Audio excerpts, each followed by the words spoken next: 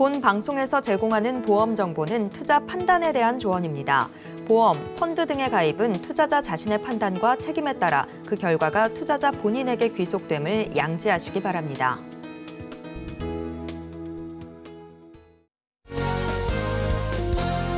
네, 시청자 여러분 안녕하세요. 알기 쉬운 보험으로 여러분들의 인생 설계해드리는 인생설계 원픽 진행의 문다윤입니다. 100세 시대를 위한 선택, 살다 보면 겪게 되는 크고 작은 일들에 대비한 보험에 대해서 알기 쉽게 설명해드리겠습니다.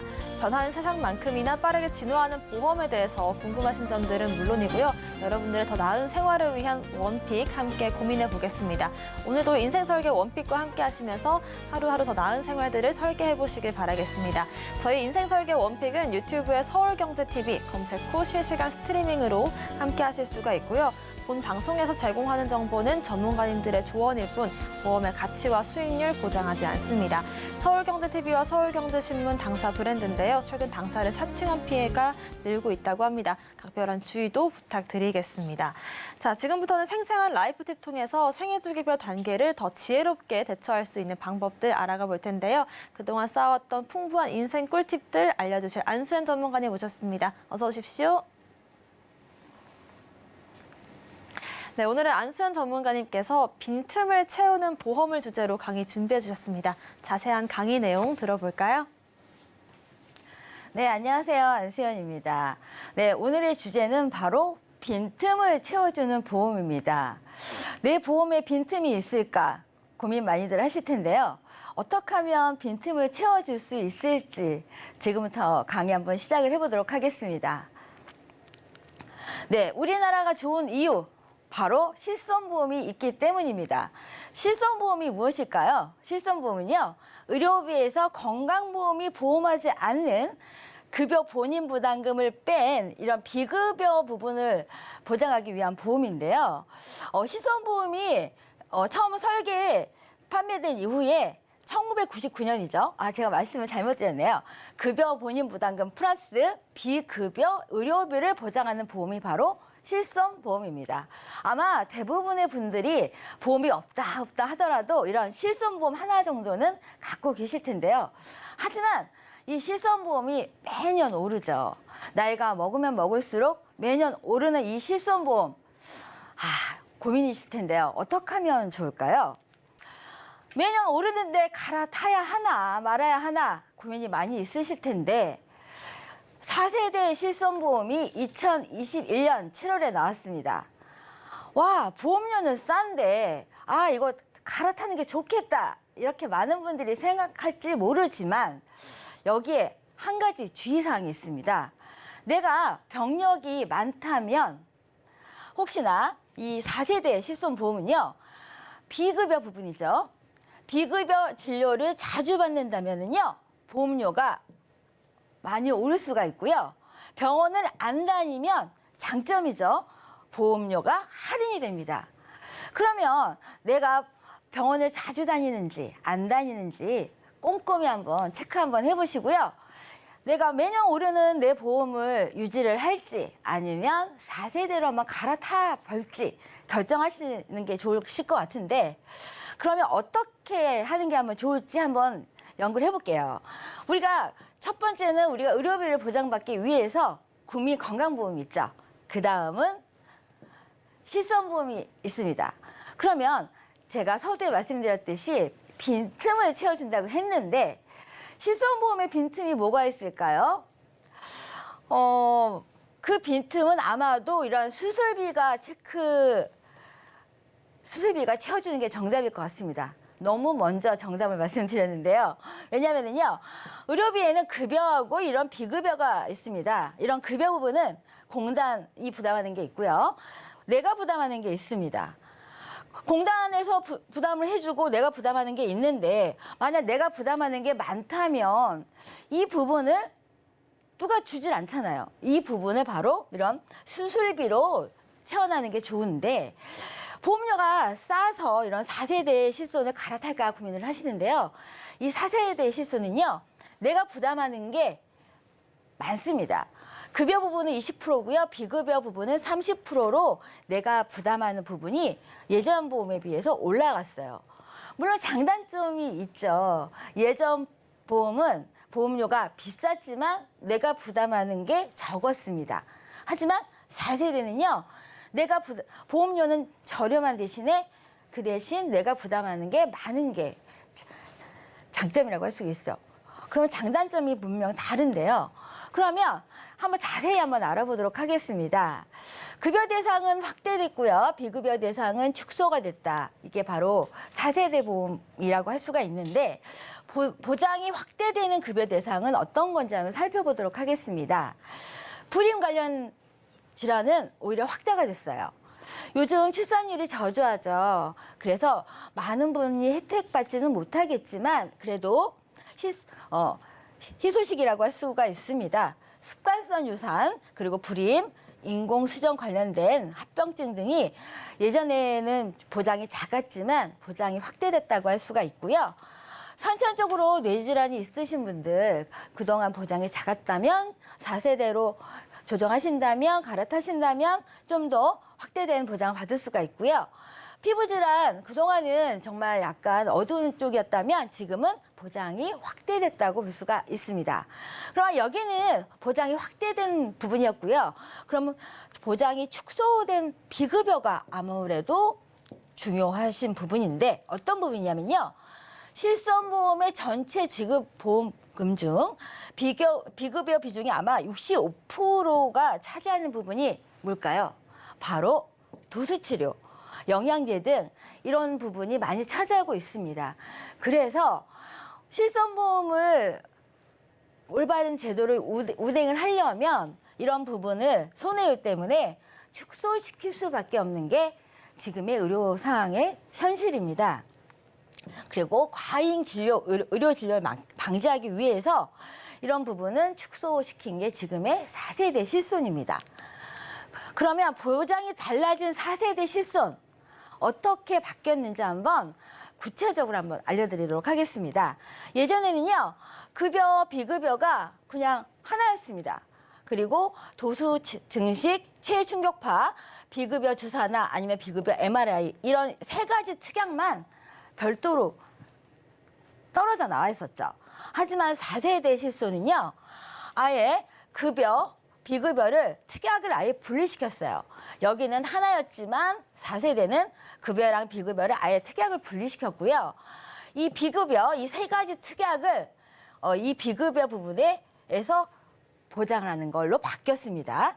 그리고요, 예전에는 불임 관련이나 선천성 피부 질환이 보장이 좀 안 됐다면 지금의 4세대에서는요.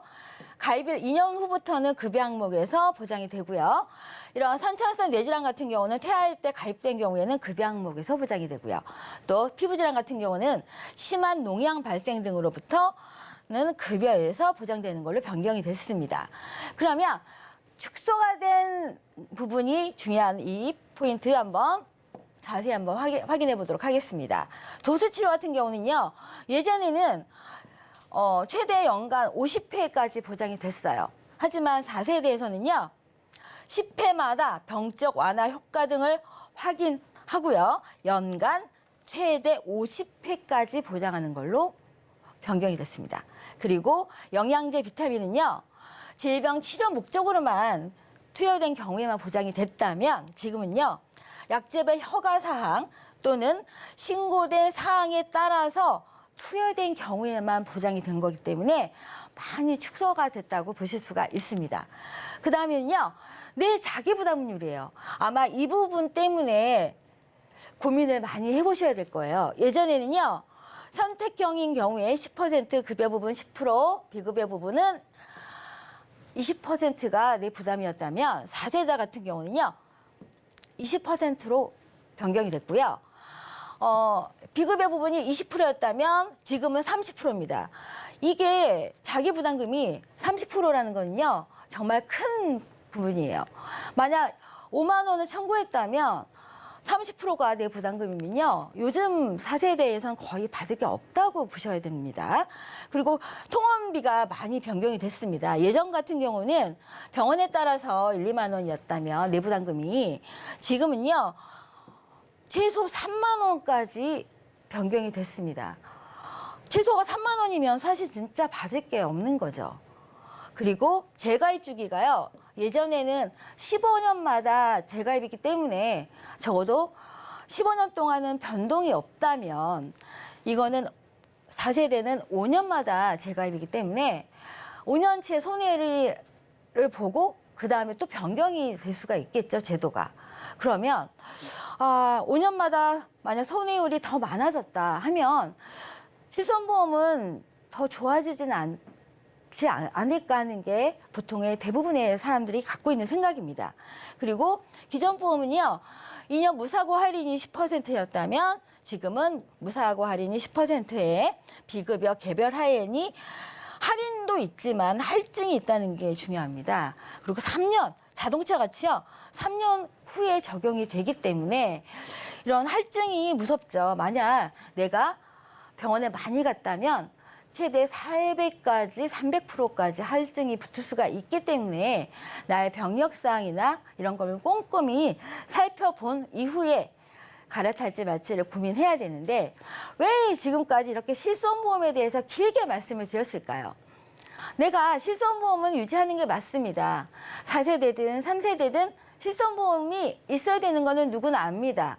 하지만 나의 부담금이 점점 높아가고 이런 빈틈이 있기 때문에 이런 빈틈에 대해서는 채워줄 뭔가의 보험이 필요하겠죠.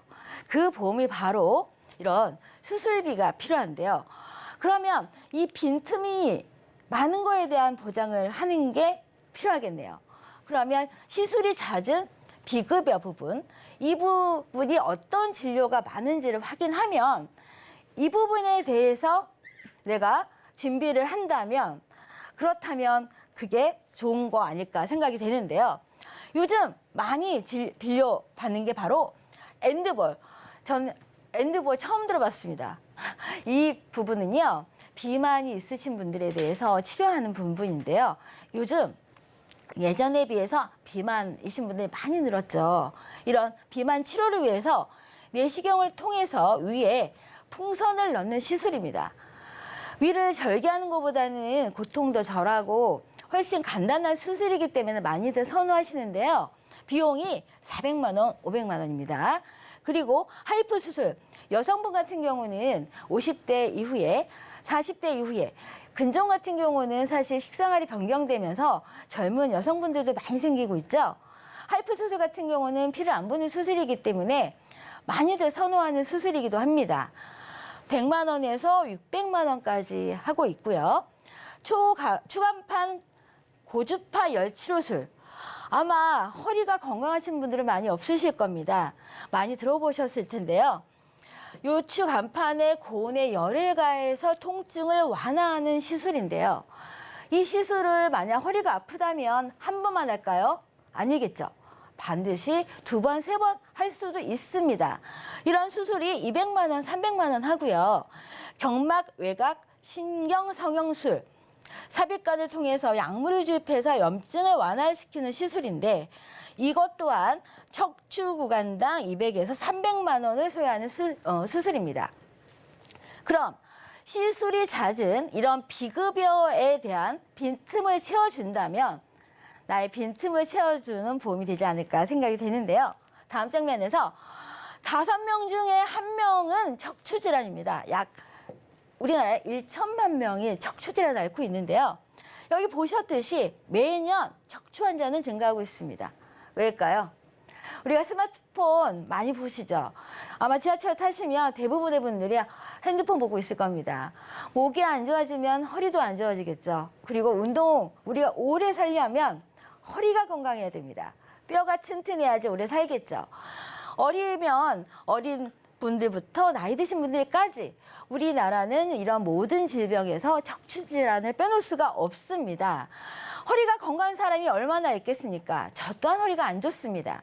허리의 대부분의 질병 중은 추간판 탈출증이나 아니면 척추관 협착증을 알고 있는데요. 내가 앞으로 숙일 때 아프면 이런 추간판 탈출증이고요. 뒤로 젖힐 때 아프다면 척추관 협착증입니다. 그러면 추간판이 탈출하면서 신경을 압박해서 아프든 아니면 척추관이 좁아지면서 아프든 내가 허리가 아프다면 그냥 있을 수는 없죠. 허리가 아픈데 어떻게 생활할 수가 있겠어요? 시술이든 성형술이든 어떤 조치를 해야 될 텐데 척추 치료는 바로 이렇게 단계별로 해야 됩니다. 처음에는 차단을 하고요. 그 다음에는 성형을 하고요. 그 다음에는 감압을 합니다. 이렇게 단계별로 하는데 첫 번째는 신경 차단술을 하죠. 그 다음에는 신경 성형술을 하고 그 다음에는 안 될 때는 이렇게 신경 감압술을 하는 게 척추 치료의 단계별입니다. 그러면 이런 수술을 하든 간에 어떤 간에 비용이 발생하겠죠. 처음에 차단술을 한 경우에는 비용이 얼마 발생을 안 합니다. 9만 원 정도죠. 하지만 신경 성형술을 할 때는 200만 원으로 훌쩍 비용이 올라갑니다. 감압술하는 경우에는요, 더 올라가죠. 하지만 신경 차단술부터 이런 성형술까지는 시간이 약간 소요되겠죠. 하지만 시간이 가면 갈수록 한 번 한 이후에 얼마간의 시간이 간다면 또 고통이 발생돼서 통증이 있기 때문에 또 하는 게 바로 척추 수술이든 시술입니다. 그러면 우리가 수술비를 한번 준비한다면 반복돼서 보장을 받을 수 있는 게 오늘의 플랜 내용인데요. 수고한 내 허리를 위한 보장 내용입니다. 수고한 내 허리를 위해서 어떻게 보장 내용을 준비했는데요. 질병 수술비 매일 받을 수 있고요. 1에서 5종 질병 수술비 준비한다면 여기서 각각 받을 수가 있습니다. 그리고 119대 질병에 대해서 수술비 또 받을 수가 있고요. 추간판 탈출증의 신경 차단술. 우리가 차단 첫 번째 단계죠. 허리에 대해서 첫 번째 단계에 대해서 할 때마다 30만 원 받을 수가 있고요. 내가 만약 추간판이 탈출했다 하면 탈출에 대해서 30만 원 받으실 수가 있는 건데 우리가 척추가 다칠 수가 있고 아플 수가 있습니다. 내가 다쳐서 수술을 하든 아니면 아파서 수술을 하든 이유 불문하고 어찌됐건 간에 300만 원을 받는데 수술 관열이든 비관열이든 수술 방법에 따라서 어찌됐건 보장을 받을 수가 있는 게 오늘의 보장 내용인데요. 또 만약 내가 다쳐서 받았다 하면 더 보장을 추가로 받으실 수가 있습니다. 우리가 척추 같은 경우는 우리가 뼈에 관련돼서 질환이죠. 내가 골절을 했다 하면 진단금도 받을 수가 있고요. 5대 골절에 척추가 들어가죠. 그러면 또 추가로 200만 원. 척추에 대한 골절 200만 원. 여기는 내 척추를 위한 보장입니다. 그냥 골절이든 5대에 해당되든 척추에 대한 골절이든 모든 이런 척추에 관련된 보장 내용인데요. 내가 머리에서 발끝까지 모든 질병에 대해서 수술을 할 때마다 30만 원, 20만 원, 30만 원 이렇게 수술 방법에 따라서 모든 받을 수 있는 보장 내용인데요. 여기서 궁금한 게 무엇일까요? 바로 보험료입니다. 보험료는요, 한 40대에 대해서만 예시를 해왔는데요. 40대 여성 32,850원 예시고요. 남성분 같은 경우 33,000원대가 예시입니다. 그러면 내가 머리부터 발끝까지 모든 수술에 대해서 수술 방법에 구분 없이 수술하는 거고요. 수고한 내 허리를 위해서 이런 빈틈을 채울 수 있는 보장 내용이 특히나 한국 같은 경우는 추간판 탈출증이나 척추 협착증이 많은 나라입니다. 하지만 이런 차단술 할 때 30만 원 보장받고요. 실제적으로 비용은 9만 원이지만 오늘의 플랜에서는 30만 원 정도를 보장받을 수가 있는 내용이고요. 신경 성형 수술을 했다. 실제적으로는 비용이 한 200만 원 정도가 발생을 하지만 오늘의 보장 내용에서는 최대 430만 원까지 보장받을 수가 있고요. 500만 원까지 보장받을 수가 있습니다. 그리고 신경 감압술을 시행을 했다 하면은 평균 비용은 250만 원 정도가 발생을 한다면 여기서는요 630만 원, 추간판 탈출증일 때는 630만 원 최대 보장받을 수가 있고요. 만약 내가 척추관 협착증이었다 하면은 최대 700만 원까지 보장을 받을 수가 있는 보장 내용을 구성해 봤습니다. 그럼 보장 그 보험료를 보시면 40대 여자 기준으로 3만 원대잖아요. 그러면 50대, 60대면 보험료가 얼마일까요? 궁금하시죠? 아마 많이 큰 차이는 없습니다. 하지만 이 보장 내용을 보시면 내가 내는 보험료에 비해서 몇 배일까요? 100배 정도는 되네요. 그러면 내가 내는 보험료에 비해서 100배 정도 보장 받는다면 이게 한 번이 아니잖아요. 허리는 한 번이 끝나는 게 아니고 시간이 지나서 또 통증을 유발한다면 또 받을 수 있는 보장 내용인데 이 정도면 괜찮은 보장 내용이 아닐까 생각이 되는데 그 다음 장면에서 수술비가 필요한 이유를 말씀드리겠습니다. 왜 수술비가 필요할까요? 실손보험에서는 보장이 안 되는, 보장이 약한 이런 임신 부분이나 요실금 부분, 또 출산 관련돼서는 실손 부분에 대해서 안 되는 부분이 많이 있죠. 하지만 이런 수술비에서는 보장이 됩니다. 그리고 선천성 뇌질환 보장이 되죠. 그리고 정신적 행동 장애가 있으신 분들 실손보험 예전에는 안 됐지만 내가 갖고 있는 실손에서는 안 될 수가 있어요. 하지만 수술비에서는 보장이 되죠. 그리고 한방, 치과 예전에 보장이 안 되는 부분이 있고 되는 부분도 있습니다. 사실 지금의 실손에서는 급여 부분만 보장되기 때문에 거의 받을 게 없다고 볼 수 있죠. 하지만 수술비에서는 보장이 가능하죠. 그리고 수술비는요, 리필이 가능합니다. 한 번만으로 끝나는 게 아니죠. 한 번 받았다고 해서 없어지는 게 아니죠. 실손보험은 내가 부담할 내부담금이 있지만 이런 수술비는 매년 지속적으로 보장이 가능합니다. 그렇기 때문에 마르지 않는 샘물이라고 볼 수가 있습니다. 그러면 또 필요한 이유, 받을 확률이 높습니다. 우리는 2년에 한 번씩 건강검진을 하죠. 의무적으로 합니다. 의무는 아니지만 하죠. 그러면 여기서 받을 수 있는 우리가 40대 이후에 50대 이후에 건강검진 했을 때 대부분은 대장 용종 하나쯤 발견하셨을 거예요. 수술하면 수술비 30만 원 받을 수가 있습니다. 나이가 들면 백내장 생기죠.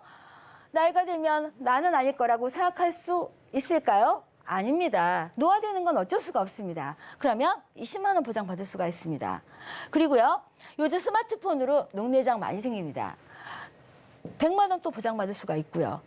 내가 자궁에 문제가 생겼다.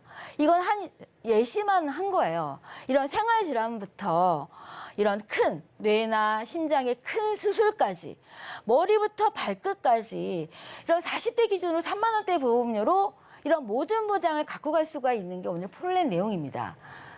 내가 실손보험만 믿고 있다가 갑자기 보험료가 상승이 돼서 고민한 이후에 수술비를 선택한다면 내 나이가 먹듯이 수술비 보험료도 오릅니다. 하지만 지금 내가 준비한다면 한 살이라도 젊을 때 준비한다면 실손보험도 젊게 준비하시고 수술비도 젊게 준비할 수 있는 게 바로 보험이잖아요. 보험은요, 사고가 나기 전에, 아프기 전에 준비하는 게 보험입니다. 오늘 6월 1일입니다. 첫날입니다. 시청자 여러분, 6월달 어떠십니까? 6월은요, 호구의 달이기도 하지만 시청자 여러분께서도 건강하시기 시작하기 바라는 달입니다. 시청자 여러분, 6월달도 많이 행복하시고요. 빈틈없는 보험을 한번 채우시기 바라겠습니다. 제가 준비한 내용은 여기까지입니다. 네, 보여주셨던 것처럼 4세대 실손보험 보장 내용이 많이 달라졌는데요. 이런 부분들을 체크해 가면서 우리가 또 보장들을 통해서 빈틈을, 내 삶의 빈틈을 꽉꽉 채울 수 있다면 꼭 공부를 해야겠죠. 오늘 좋은 말씀 주신 내용들 핵심만 화면으로 정리해봤습니다. 화면으로 정리해 보시죠.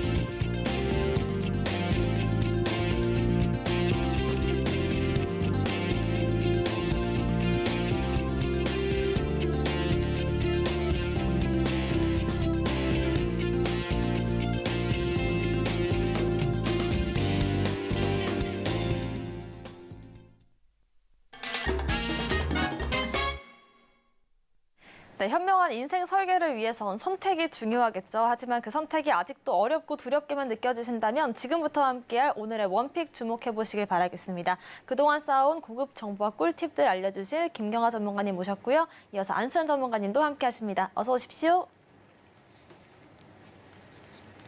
네, 오늘의 주제 화면으로 만나보시죠. 오늘의 주제는 오래된 보험 관리법입니다.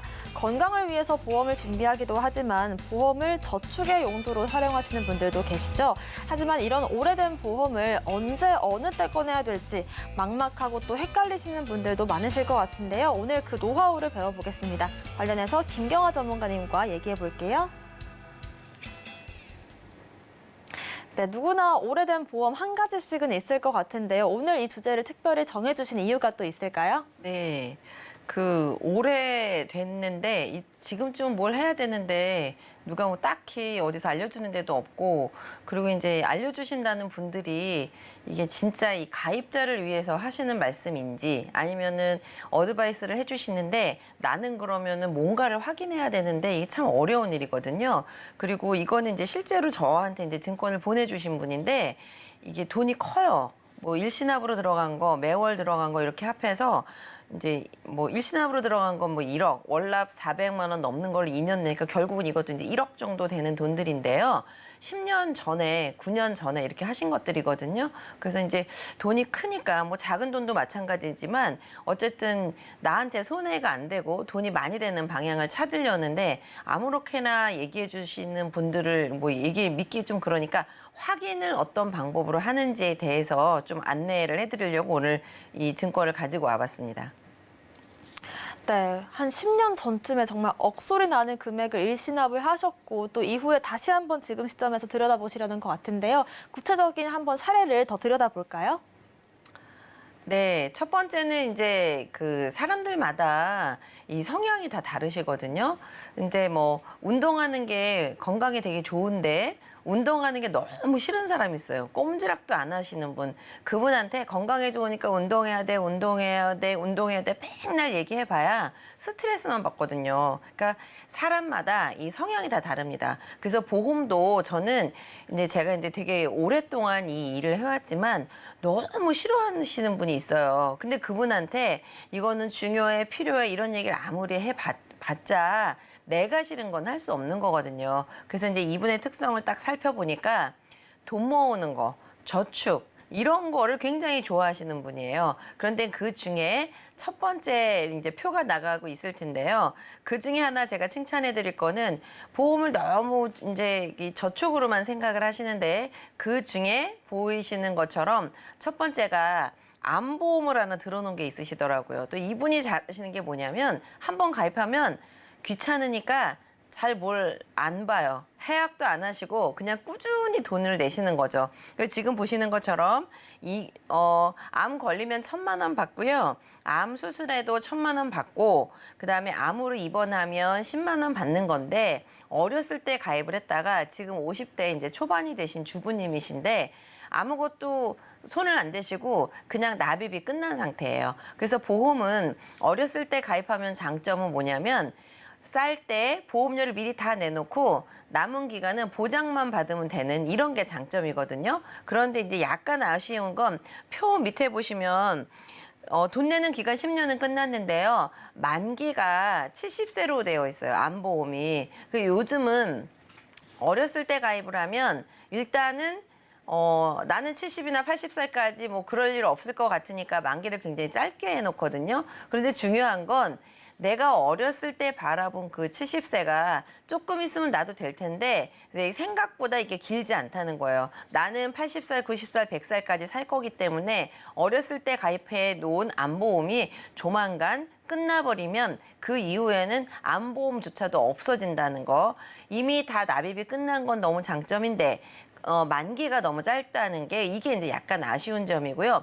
두 번째 보험으로는 이제 이 사연을 제가 어떻게 해서 이렇게 하시게 되셨냐 이렇게 여쭤보니까 10년 전에 집을 이렇게 매매를 하시면서 이 돈을 그냥 나중에 혹시 노후 자금으로 쓸까 싶어서 은행에서 그냥 방카 담당자들이 권하는 그 보시면 1억 원을 그냥 일시납으로 넣어 놓으신 거예요. 그런데 제가 이제 이거를 사례로 갖고 온 이유는 약관을 살펴보시면 그 약관에 내가 저축으로 가입한 것에 해당하는 최저 보장 금리 혹은 적용받는 이율 이런 거를 볼 수가 있거든요. 그래서 홈페이지까지는 열심히 들어가시는데 이게 잘 찾기 어려운 거라 제가 말씀을 드리는 건데요. 그냥 이 회사에서 지금도 판매하는 거면은 A 회사를 검색하고 상품 공시에 들어가면 원래 다 나오는데 특별하게 방카에서 판매됐던 것 혹은 콜센터에서 했었던 것들은 내가 그냥 쉽게 보는 그 홈페이지에서 안 나올 수가 있어요. 그래서 거기는 상품 공시실에 들어가지만 방카 상품이나 아니면 뭐 전용, 콜센터 전용 이런 상품으로 분류가 따로 되어 있기 때문에 내가 가입한 거 A 회사가 맞는데 왜 약관이 안 보이지 이렇게 퀘스천 드실 텐데요. 지금 사례를 들어서 말씀드리는 건데 은행에서 하셨다거나 아니면 콜센터 전용으로 하셨다거나 이런 거는 홈페이지 첫 번째에 안 나올 수가 있습니다. 그래서 상품이 없는 게 아니고요. 방카 전용이나 콜센터 전용으로 들어가시면 있다는 거, 그거를 보여드리려고 제가 말씀을 드리는 건데요.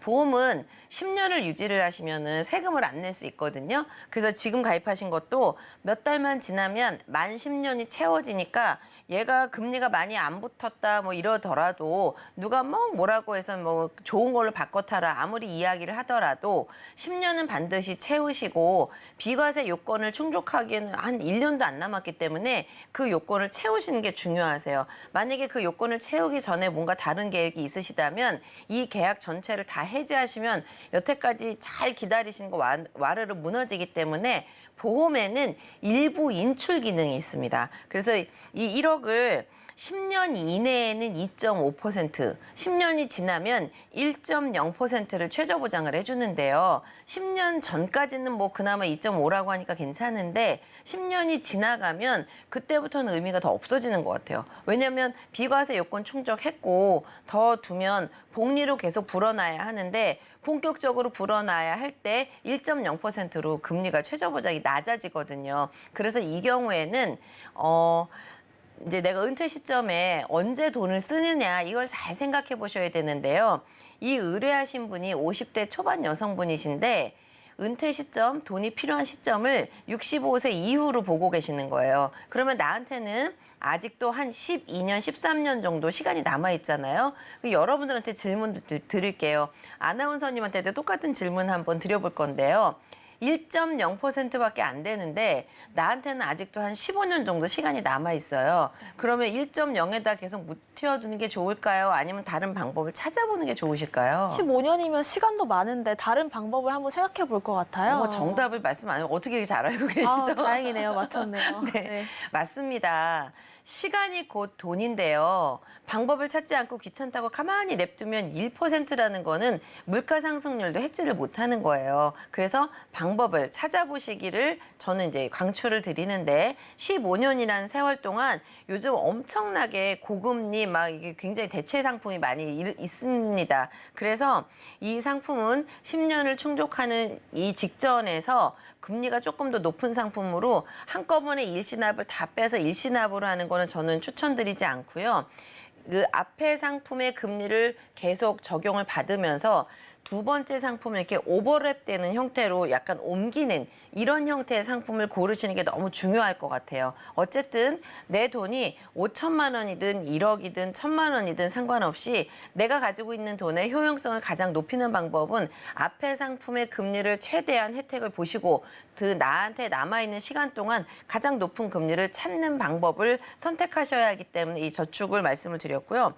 이제 집을 매매를 하실 때 하나는 이렇게 일시납으로 하셨고요. 또 2억을 그때 받으셨는데 두 번째 금융상품은 어떤 거를 이제 하셨냐면 방카에서 추천하는 대로 하셨다고 하더라고요. 근데 이제 하단에 보시면 416만 원을 2년 납으로 설계가 된 거예요. 근데 이제 빨리 계산을 해보면 나머지 1억을 2년 동안 나누어서 월납으로 하시면 2년을 납입을 하면 한 2억가량 되거든요. 그래서 이제 집을 거래를 하시면서 생긴 2억을 가지고 하나는 일시납으로, 하나는 2년 동안 나누어 내는 이 두 가지로 나누어서 했고요.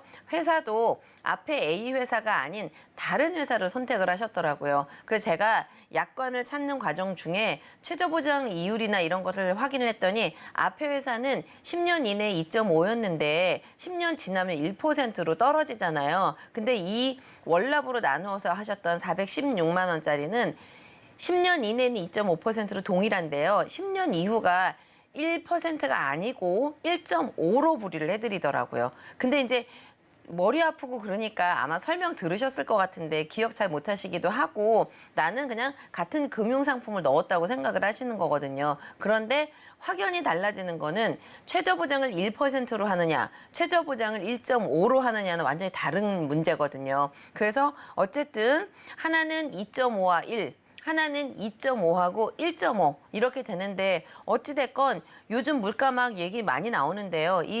내가 슈퍼 가가지고 장 보는 물가 상승률 이런 것도 못 따라가는 거죠. 그래서 어쨌든 둘 다 적용 이율은 약간은 다르기는 하지만 비과세 요건을 충족하는 이 무렵을 기점으로 해서 순차적으로 나한테 남아있는 한 12, 13년 정도의 시간 동안 이렇게 쉬프트를 잘 하셔서 옮기시면 여태까지 과거 10년 동안 수익률이 너무 안 좋다고 막 툴툴거리셨거든요. 그런데 상품을 잘만 고르시면 앞으로 남아있는 시간 동안 과거 9년에 거두지 못한 수익률을 확정적으로 거둘 수가 있어요. 그래서 우선 이 두 개는 안타깝기는 하지만 순차적으로 조금 쉬프트하는 형태로 하셔서 2억의 돈을 확정적으로 한 2천만 원, 3천만 원이라도 수익률이 확정되는 이런 상품으로 옮기시는 이런 전략을 하시려면 약관을 찾아서 내가 적용받는 이유를 확인하시고 하시는 게 좋겠다. 저축은 이렇게 마무리가 되고요.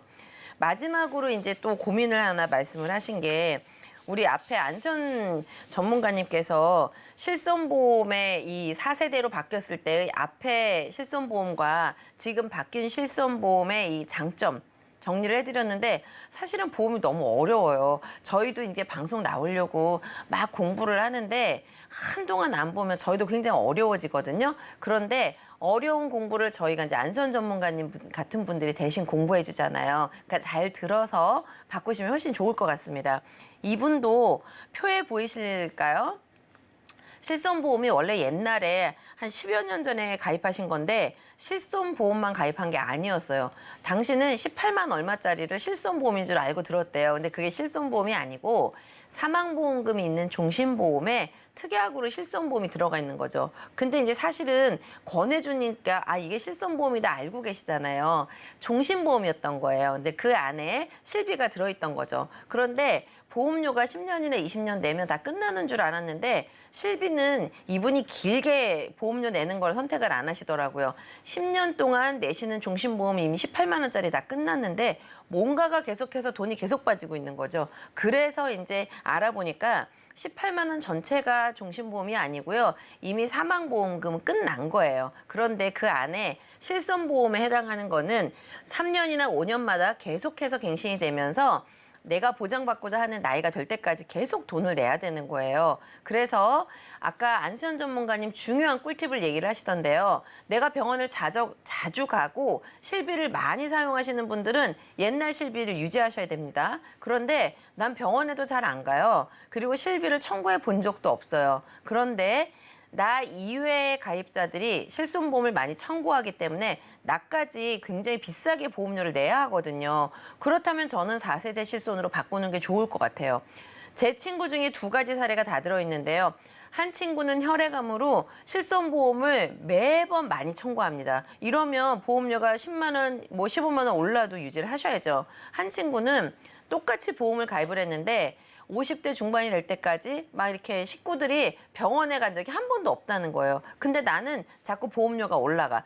이런 분은 옛날 거를 굳이 고집할 필요가 없다고 봐요. 이런 분들은 4세대 실손보험으로 바꿔주는 게 좋죠. 그래서 결론은 리모델링 이후에 어떻게 제가 전환을 해드렸냐면 앞에 보험을 어차피 보험료가 다 납입이 된 거기 때문에 유지를 하실 거고요. 지금 보완을 할 때 길게 내는 거 싫어하시니까 딱 10년만 내시고 암보험만 추가하시는 거 하나. 23,830원, 23,000원짜리. 근데 이 대목에서 놀라야 되는 게 뭐냐면요. 앞에 10년 전에 가입하신 게 지금보다 보험료가 더 비싸거든요. 근데 보장은 거의 비슷한 수준이에요. 요즘 세상은요. 저해지 환급형, 무해지 환급형으로 해서 실속형으로 보험료가 굉장히 낮아졌습니다. 그래서 안보험을 해도 10년 전보다 훨씬 더 저렴하게 할 수 있고요. 두 번째, 실손보험을 바꿨는데요. 실손보험이 지금 막 5만 원, 7만 원, 8만 원 이렇게 나가는 옛날 실손보험을 4세대 실손보험으로 전환을 했더니 32,200원이에요. 그런데 이것도 잘 명심해 두셔야 되는 게 60살, 70살, 80살이 되면은요, 그 나이에 맞는 실손보험으로 보험료가 계속 점점 올라갈 겁니다. 수입이 없는데 점점 올라가잖아요. 그래서 오늘은 안수현 전문가님 말씀하신 실손보험 유지를 못하게 되는 어느 날이 와요. 대부분의 사람들은 그런 분들은 실손보험을 버리시고 수술비, 정액형 10년 내고 돈 안 내도 되는 거, 20년 내고 돈 안 내도 되는 거 이게 보완제로 있어야 되는 거예요. 그래서 이제 뭐 어떤 특수한 상황의 경우는 실비를 가져가셔야 되고요. 정말 보험이 싫은 사람은 안 하셔도 돼요. 그런데 중간에 있는 어정쩡하게 보험을 좀 이렇게 어떻게 해야 되나 이렇게 잘 확답이 없는 분들은 실손보험을 70세, 80세에 버리게 될 경우 확정적으로 10년만 내고 혹은 20년만 내고 보험료를 더 내지 않아도 되는 수술비로 보완하는 이런 전략을 짜시는 게 좋을 것 같습니다. 그래서 오늘은요. 꿀팁은 약관을 보실 때 방칸지, 콜센터인지 이런 거 확인하셔서 찾는 방법. 두 번째는 실손보험을 많이 청구하는 사람과 그렇지 않은 사람이 어떻게 리모델링을 해야 되는지 오래된 보험을 잘 선택하는 방법에 대해서 꿀팁을 여러분들께 말씀드렸고요. 오늘 제가 준비한 내용 여기까지 말씀드리도록 하겠습니다. 네, 일단은 그동안 70세 만기였던 안보험, 요즘 같은 시대는 좀 만기가 짧다고 느껴지실 수도 있는데요. 이런 부분들 리모델링으로 한번 확인을 해보시고 4세대 실손보험이 나온 상태에서 우리가 실비를 청구를 많이 하는 상황인지 아닌 상황인지 따라서 또 달라질 수 있기 때문에 자신에게 맞는 그런 방법들을 세워보시길 바라겠습니다. 내가 처음에 가입할 땐 좋은 보험이었다고 할지라도 시간이 지나면서 바뀌는 보장 내용들이 있기 때문에요. 이런 부분들까지 잘 체크를 하시면서 활용해 보시길 바라겠습니다. 오늘 소개해드린 정보 여러분들의 투자 판단을 위한 조언일 뿐이라는 점 명심하시면서 자유롭게 또 활용해 보시길 바라겠습니다. 저희는 검색어 Q&A로 돌아오겠습니다.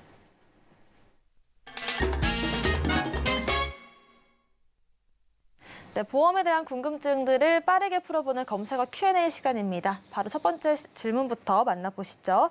실손보험이 있는데 수술비 보험이 꼭 필요한지 여쭤보셨습니다. 안수현 전문가님께서 말씀해 주실까요?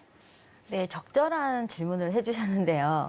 네, 반드시 있어야 됩니다. 왜냐면은요, 내년에 내가 올해는 5만 원을 냈는데 내년에는 10만 원이 될지, 15만 원이 될지 아무도 모르거든요. 하지만 내가 수술비가 있다면, 내가 내년에 10만 원이 내도 더 든든할 수가 있고요. 첫 번째는 비용 면에서 실손보험이 언제 얼마나 오를지 모르기 때문에 그런 불안감을 수술비에서 축적할 수가 있기 때문에 있어야 되는 비용적인 면에 있고요. 내가 만약 수술비가 있다면 실손보험은 내가 낸 돈을 내 부담금 외에 돌려주는 보험입니다. 하지만 수술비는요. 내가 어떠한 질병이다 다쳤다면 정액제로 받는 보험이에요. 그렇기 때문에 쏠쏠하게 혹시나 내가 아프거나 다쳤을 때 어떠한 목돈이 나한테 돌아오는 겁니다. 그러면 나의 비상금이 생길 수가 있는 거죠. 그렇기 때문에 내가 내부담금에 대해서 그런 빈틈을 채워주는 게 바로 수술비라고 할 수가 있고요. 또 수술비가 필요한 이유는요. 요즘의 의료 환경은요. 만약 내가 하이프 수술을 합니다. 피 안 보는 수술을 할 수가 있는데 내가 비용적인 면에 이런 수술비가 없기 때문에 피를 보는 수술을 한다면 얼마나 안타깝습니까? 내가 하이프 수술 같은 경우는 고통 없이 정말 깔끔하게 수술을 할 수가 있는데 내가 수술비가 없어서 실손보험만 있어서 내가 피를 보는 수술을 한다면 더 입원도 많이 해야 되고요. 더 고통이 따릅니다. 내가 수술비만 있다면 이런 보장 내용이 있어서 그냥 수술을 간단하게 할 수가 있는데 이런 수술비가 없어서 길게 입원하고 아프게 치료한다면 이거야말로 정말 안타까운 일이 아닐까 생각이 되는데요. 실손보험이 있다고 해서 수술비 준비 안 하신다면 더 늦게 준비하신다면 그만큼 더 고통을 할 수가 있기 때문에 실손보험이 있다 하더라도 수술비를 갖고 가신다면 아무리 실손보험이 인상이 되더라도 더 든든한 보장을 갖고 가실 수가 있기 때문에 수술비 보험은 실손보험이 있든 없든 반드시 꼭 갖고 가시기 바라겠습니다. 네, 실손보험이 있더라도 수술비 보험도 필수다라는 말씀을 주셨습니다. 두 번째 질문도 한번 받아볼게요. 암보험은 많이 있는데 부모님 모두 두 분 다 암으로 돌아가셔서 걱정이 된다고 하십니다. 저렴하게 더 준비할 수 있는 방법 물어보셨는데요. 김경아 전문가님께서 말씀해 주실까요? 그러게요. 내가 당한 고통이 제일 무서운 거죠. 어쨌든 이 가족력이 있으니까. 그런데 모든 보험이요. 진단서만 내는 거는 비싸요. 진단비, 암 진단비, 뇌혈관 진단비 이런 건 좀 비싸고요. 그다음에 이제 수술비가 조금 저렴하고 그 다음에 치료비가 조금 저렴하거든요. 그리고 특히 요즘에 많이 들으셨을 텐데 표적 항암 치료라든지 방사선, 항암 이런 치료 기법들이 막 생기면서 보험도 따라서 만들어지거든요. 만약에 진단비가 너무 부담스럽고 이미 있으시다면 이런 치료비만 묶어서 예를 들면 암 입원, 그다음에 표적 항암 치료비, 항암, 방사선 요런 것만 묶어서 하면 보험료 몇천 원 혹은 1, 2만 원도 안 되는 걸로 한 5천만 원, 3천만 원, 7천만 원 이렇게 준비할 수 있거든요. 그래서 진단비가 약간 부담스럽시다면 치료비 위주로 수술비, 치료비만 묶어서 하실 수가 있기 때문에 그런 회사를 고르신다면 저렴하게 원하는 거를 할 수 있을 것 같습니다. 네, 좋습니다. 이렇게 치료비 위주로 개편을 해본다면 좀 더 저렴하게 준비를 하실 수가 있을 것 같습니다. 한 가지만 더 받아볼까요? 병력이 많은 분인데 실손보험료가 계속 오르고 있고 어떻게 해야 될지 고민이라고 하십니다. 어떤 게 유리할지 안수현 전문가님께서 알려주실까요? 네, 일단은 병력에 따라서 보험을 준비하시는 게 좋으실 것 같아요. 왜냐하면 지금의 실손은 가입 시기에 따라서 보장 내용이 다릅니다. 하지만 내가 내부 당금이 점점 많아질 거는 뻔한 사실이고요. 그렇다면 보험료도 계속 오를 겁니다.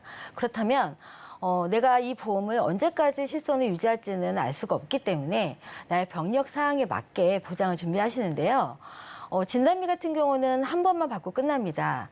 하지만 수술비나 통원비나 이런 치료비 같은 경우는 반복적으로 받을 수 있는 보장 내용이 여러 가지가 있습니다. 그렇기 때문에 병력이 많이 있을수록 보장은 반복적으로 받는 보장을 선택하셔라 이렇게 말씀을 드리고 싶고요.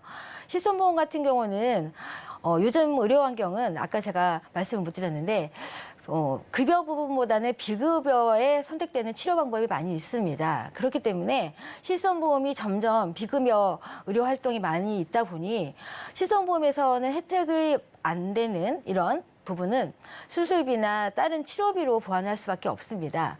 나는 실손보험이 있기 때문에 다 혜택을 받을 수 있다고 생각하시는 분들은 큰 착각이고요.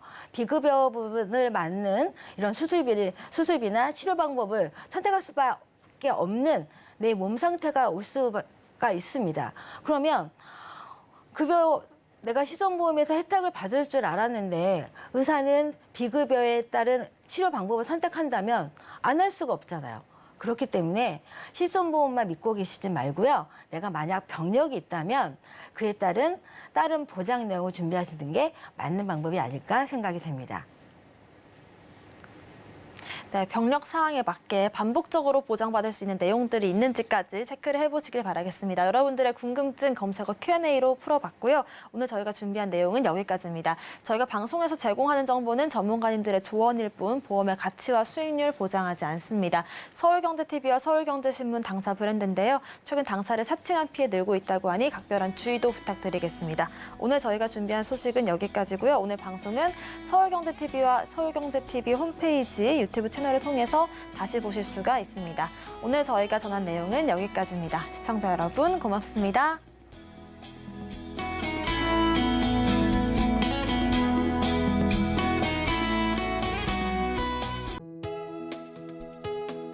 본 방송에서 제공하는 보험 정보는 투자 판단에 대한 조언입니다. 보험, 펀드 등의 가입은 투자자 자신의 판단과 책임에 따라 그 결과가 투자자 본인에게 귀속됨을 양지하시기 바랍니다.